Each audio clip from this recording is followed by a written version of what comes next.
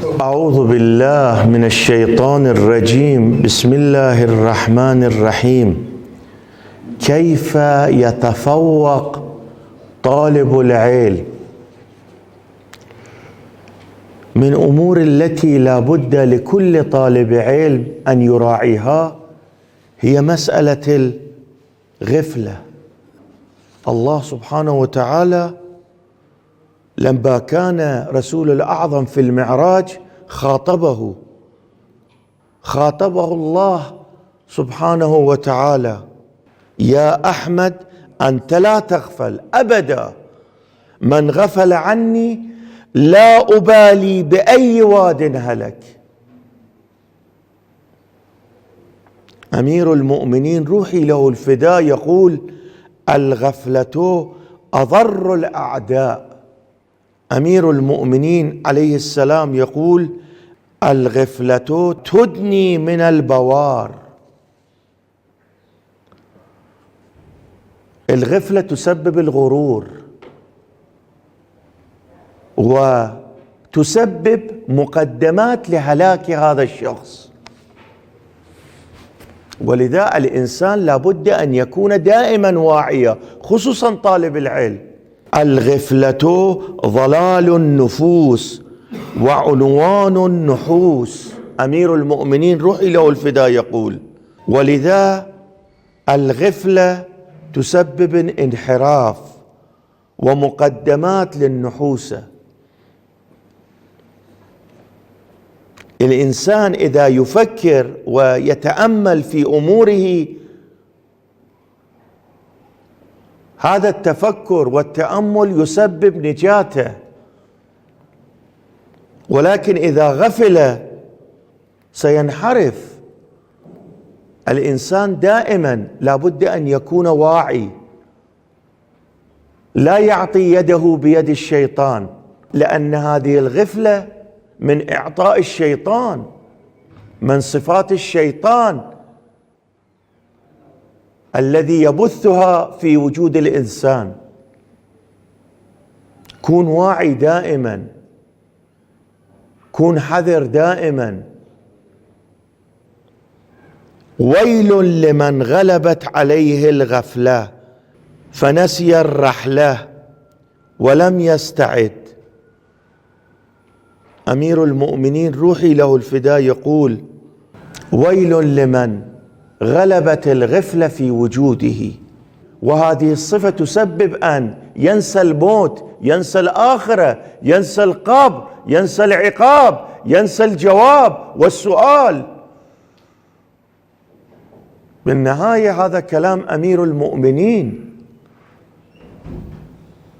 يعطينا إرشاد لأن نصل إلى مراتب عالية. ومن جملة تلك الأشياء التي تسبب ارتفاع المقام هي البعد عن الغفلة. أيها المؤمن المتدين الولائي، بعد عنك هذه الخصلة. الغفلة هي وسوسة الشيطان، ابتعاد الإنسان بإرادة الشيطان. فيا لها حسرة على كل ذي غفلة أن يكون عمره عليه حجة وأن تؤديه أيامه إلى الشقوى. وويلاه، يخاطب أمير المؤمنين روحي له الفداء هكذا: وويلاه لغافل عمره حجة عليه ولكن أيامه مضت بالضلال، مضت أيامه بالباطل بالهواء. معنى الحديث: أعطينا عمر، أعطينا وقت له أن يدخر لآخرته شيء، ولكن أيام إجت مضت بالباطل، لم يدخر لنفسه شيء لقبره لقيامته. الحديث يقول: إذا حجبت الغفلة والغرور، هذه المواعظ، هذه الإنذارات تؤثر فيك، تؤثر بك. يعني إذا كنت غافل أو كنت مغرور لا تؤثر المواعظ فيك، هذه النصائح لا تؤثر. أول بعد الغفلة، بعد الغرور، حتى هذه الأمور المعنوية ترتكز في وجودك، يصير لها مجال في وجودك. وإلا ما دام غافلا أو مغرورا لا تصل إلى صفات الحسنة، لا تصل إلى مراتب العالية. الإنسان لازم أن يكون واعي في كل لحظات عمره. أضرب لك مثل حتى تتنبه، هذا المثل كلش مهم. يقولون بعير، تدرون بعض الأوقات هذا الإبل يخرج عن إطاره، ولذا خرجت بعير عن إطاره ورأت رجل، هجمت على الرجل خاف، شو يسوي؟ هرب. شاف قريبا أن تصل الإبل وتدمره، ولذا ألقى نفسه في البئر. وأول البئر كان حشيش، أخذ الحشيش بيده، رأى فارتان يأكلان الحشيش، فأرة بيضة وفأرة سودة. ولما نظر إلى وسط البئر رأى الحيات تدور حول البئر. ولما رأى عمق البئر رأى حوتا فاتح فمها، شاف عسل موجود فوق الحشيش، اشتغل بأكل الحسل. هذا مثل للدنيا. الحشيش هو عمرك، الفارتان هما الليل والنهار، الحيات التي تدور حول البئر هذه الهموم والغموم في الدنيا. وأما الحوت التي تحت البئر هو قبرك. انتبه، أنت تأكل من لذات الدنيا وهو العسل الموجود فوق الحشيش، وتصبح إنسان غافل. هذا الحشيش في كل آن ممكن أن يترخى، لأن الفأرتان مشغولان بأكله. بالنهاية هذا الحشيش ينخلع، يعني عمرك ينتهي. أنبهك بأن العمر قصير، الدنيا دار فناء.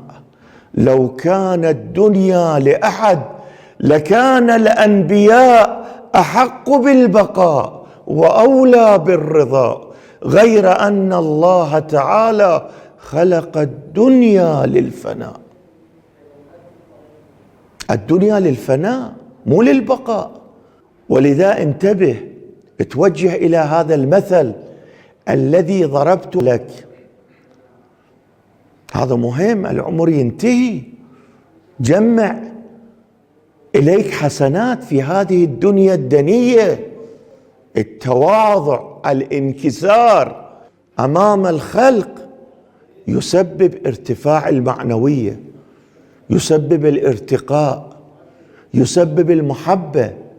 أنت تريد تخدم الناس وبالنهاية غرضك خدمة للدين، لأن ترشدهم إلى الدين. لابد أن تكون متواضعة، لابد أن تكون منكسرة. هذه طبيعة الدنيا. الدنيا دار امتحان. انتبه ابني وعزيزي، الدنيا تنتهي، لا تغفل. كون إنسان بصير، إنسان فاهم، إنسان عاقل. الدنيا تنتهي. الغفلة تسبب الهلاك، الغفلة تسبب أن الإنسان يخرج عن إطار الإنسانية، يصبح كالحيوان لا سمح الله. هؤلاء الأشخاص الذين يرتكبون الجناية، يقتلون الناس، ينهبون الناس، يظلمون في حق الناس، هؤلاء هم الغفلاء. عاقبة أمر الغفلة هذا الذي ترونه في الساحة. وإلا ذولا لما جاءوا بالدنيا هل كانوا مجرمين؟ لا. صفات الدنية وصفات التي حرمها الله في حق الإنسانية ارتكبوها. ولذا الله سبحانه وتعالى محدد لكل شيء له حدود، يصبر إلى مدة بعدين يؤمر. ولا تستعجل.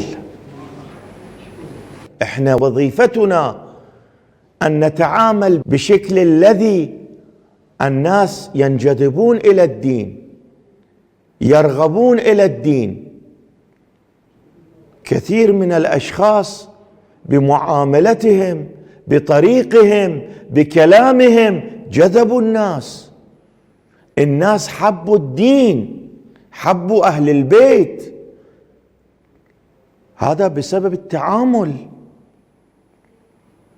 بسبب أخلاق الحسن، بسبب التواضع.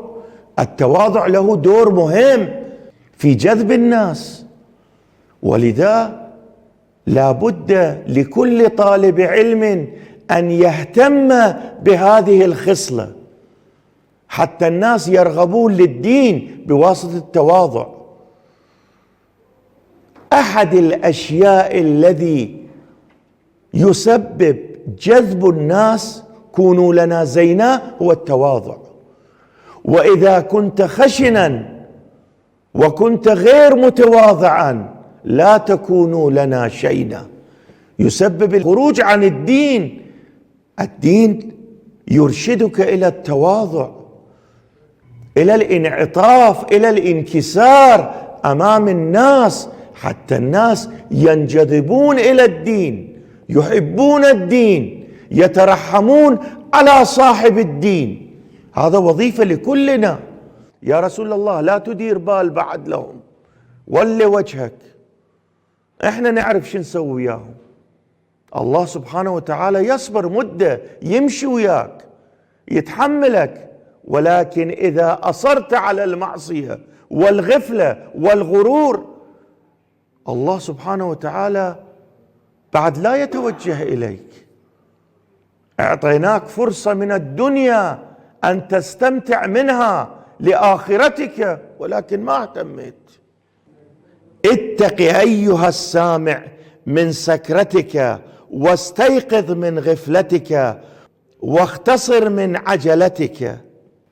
أمير المؤمنين ينبه إذا تريد توصل إلى مرتبة، يا من تسمعني، بعد المال والقدرة والمقام، بعدها عن نفسك. قوم من نوم الغفلة، استيقظ. كونوا لنا زينا ولا تكونوا علينا شينا. الشافكم يحمد المذهب من جملة تلك الصفات التي إذا عزلها الشخص عن نفسه يترقى، هي مسألة الغفلة، هي صفة الغفلة. إياكم بأن تغفلوا، إياكم وأن تستمروا طريق الشيطان. من الصفات التي تنجيكم عن إغواء الشيطان هي عدم الغفلة. وإن شاء الله نستمر بالكلام بالجلسات الآتية، والحمد لله رب العالمين.